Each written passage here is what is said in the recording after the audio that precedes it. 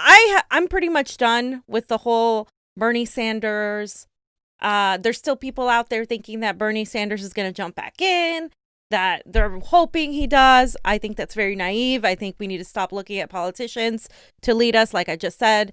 But it is worth noting that a lot of people have come out and talked about how their experience with the establishment hold on Bernie Sanders' campaign was terrible, and how they wanted to speak out before, but they were under an NDA, etc. So a couple of people made this website called Bernie2020autopsy.wordpress.com. You guys should check it out. It pretty much lays out all of the corrupt mother effers in there, from Jeff Weaver to Chuck Rocha to Faiz Shakir. It tells you exactly what they did. It talks about their super PACs. But one particular thing it also mentions is how a Sanders staffer, he was a Los Angeles field director, and he was berating one of the field organizers, and she released the audio. So let's hear the audio. It's a really quick audio. Play it for you, and this kind of behavior just made it really difficult for the morale in the office, and this is just one example. So that's annoying. So, Stephen, do you not take me seriously when I say that, or are you just jesting today? I'm giving you what you asked for. A yes, or the actual result? Actually giving you what you want. Yes, sir. Then why is she not on the phone? I am on the phone. I'm taking notes on my paper. Earlier she wasn't. It says that on the thing, man. We're not arguing about this right now. Ryan, please, I want all FOs, and I want to see their callers, and I'm going to track every person every 15 minutes. So I just want to give a context. He was yelling at them for not making enough phone calls because apparently Orange County was making more phone calls. And this is the same people that Pasta and I had warned that they were going to have issues with the voting, because we had been talking to poll workers who came to the studio to talk about how the machines were a problem, how there was a conditional ballot, the provisional ballot. They told us that we were conspiracy theorists. This same guy, his name is Louis Myers, he was berating the field organizer, and a lot of people were complaining to me about him this whole time. Then people were also talking about when they called about the lack of help about the whole voting. People were confused, like, wait, is my ballot going to count? What is it conditional? I was told I could register in the moment. That's not the case. And there was two people here, two comments made. This is by Elliot Grossman. He said, I'm an attorney. I was on the 2016 Bernie campaign's legal hotline for the California primary. There were a lot of calls about people who were registered Democrats being told at the polls they were registered as Republicans. Other people were told they had signed up for vote by mail, although they hadn't. All these people were given provisional ballots. All the complaints we received were entered into the campaign software, but nothing was ever done with this information. In 2020, I received an email from the Bernie campaign to sign up for the hotline for this year's California primary, which I did, but I never received any follow-up and don't know if they even had a legal hotline this time. This person then responds to that and says, Elliot, I was at the 2016 Bernie legal hotline too. When I called the phone number that I was given for Bernie's 2020's election hotline to find out when there would be training, I was told there would be no California specific hotline, that the election hotline was coordinated nationally. They told me they didn't need additional help, so I should go back to volunteering in the field. So I just want to go back to the fact that a lot of us were screaming after 2016 at the Bernie Sanders campaign, hey guys, can you please pay attention to the election integrity? You guys got cheated in 2016. Everybody knows it. Nothing was ever said by Bernie. Nothing was ever said by the campaign.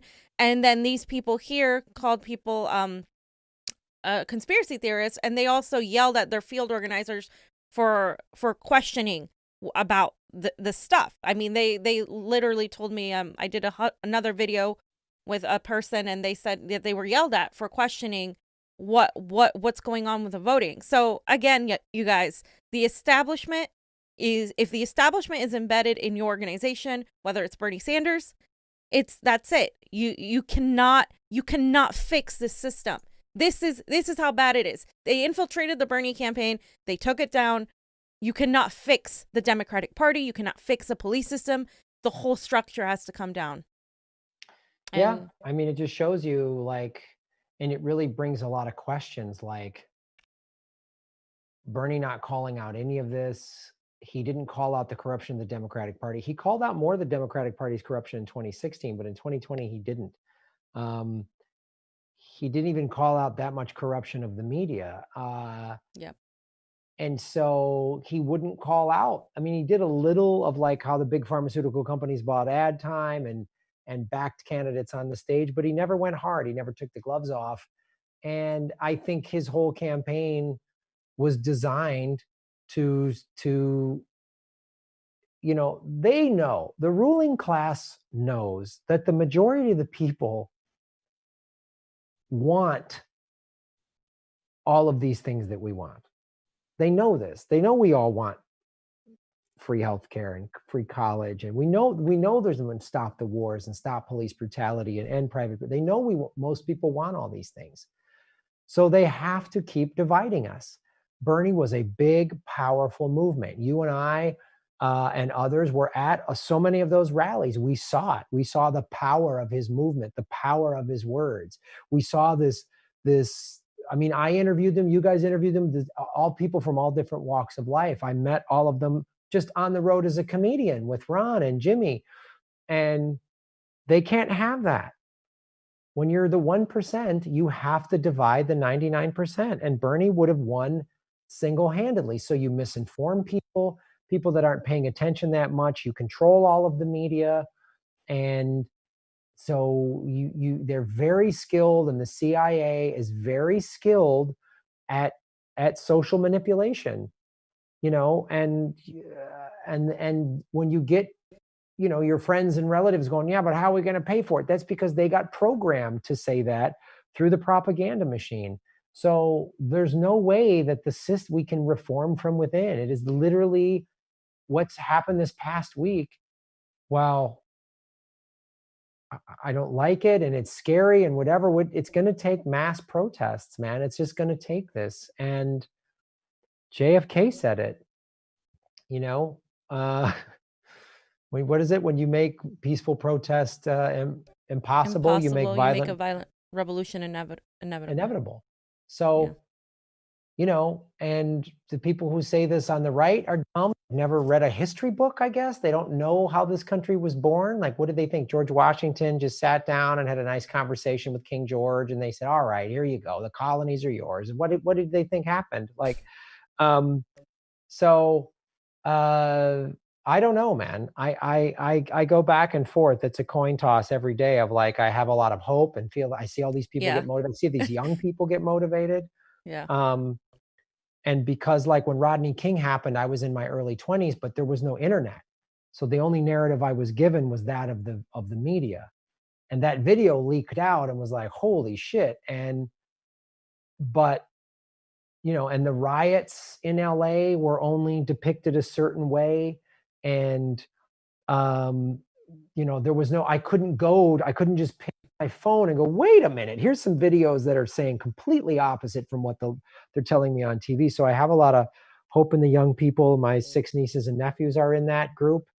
And then I go, America's done. All this stuff that I've been talking about, that I've been watching happen, everyone's got a gun, everyone's, a militarized police, the single greatest transference of wealth, the evisceration of unions and the middle class.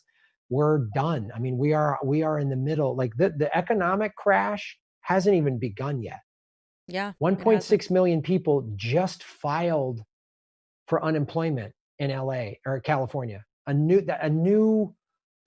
We're 6 months, a year from now, I don't know, like boarded up windows, and we're going to have food riots. I mean, we're going to have, I don't know what, and this government, and it's not, Trump is obviously awful, but Obama did that. Obama oppressed the people. I mean, the American empire is just going to double down on brutality. The American empire is going to continue to put its knee on the neck of all Americans now.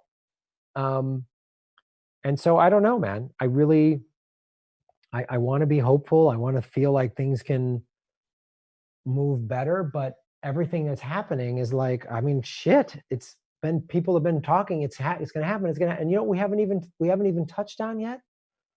Oh, by the way, you know, the environment is still collapsing, right? Yeah. There was an earthquake not that long ago here. Yeah.